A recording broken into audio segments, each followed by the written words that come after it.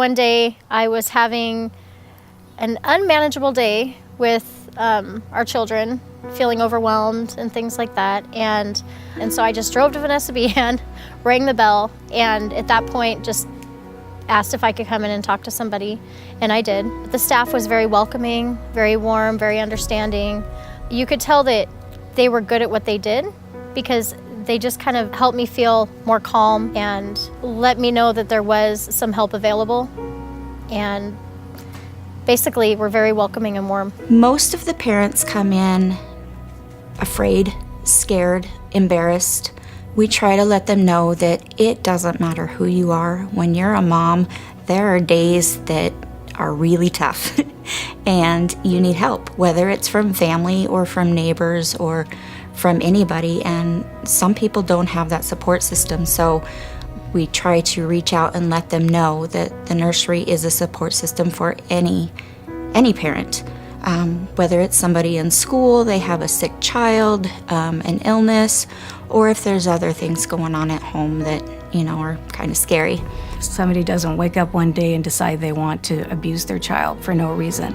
What happens is a lot of these parents have come from a family where there's been abuse, neglect, and numerous incidents. It's maybe ongoing. And so that affects their self-esteem, that affects them not finishing an education a lot of times. Some get involved in drugs, alcohol. And so instead of looking at them and vilifying them, I believe our job is to support them and understand that they became this way because of all the life experiences that they've had. And that we know that education, parenting classes, and support like this is the key to changing the generational abuse that we've seen over the years. It is a crisis nursery, but even if you're to the point where you're exhausted, you need some time to breathe, some time to clear your mind, you have an appointment you have to go to, you have no one to watch your child, there are those services available. I think some people think, well, if I take my child to a crisis nursery, that means that I'm, weak or something like that, or I'm not dealing with the situation. But really, you're reaching out, which is even more important, because you're looking for care for your child while you're caring for yourself. And you have to care for yourself and make sure you're healthy to make sure your child is healthy. They bathe them, they feed them, they rock them to sleep, they play with them. It's a very healthy environment. Anything they need, they have it.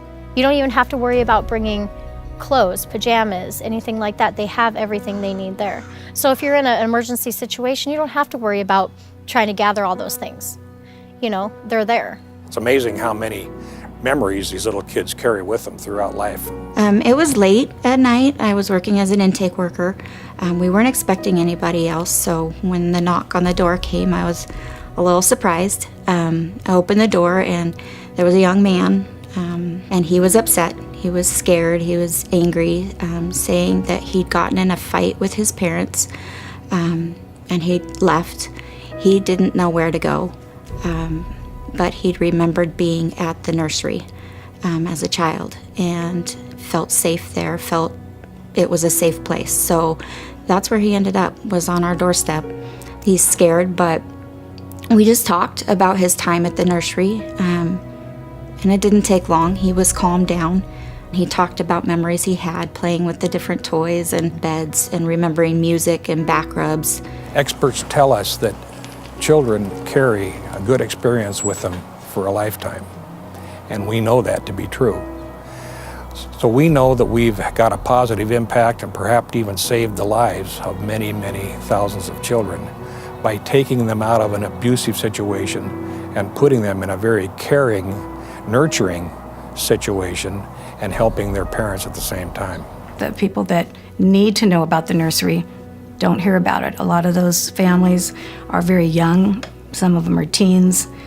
Some of them are very isolated because they don't have family to help them and to support them. And so those are the ones we want to reach.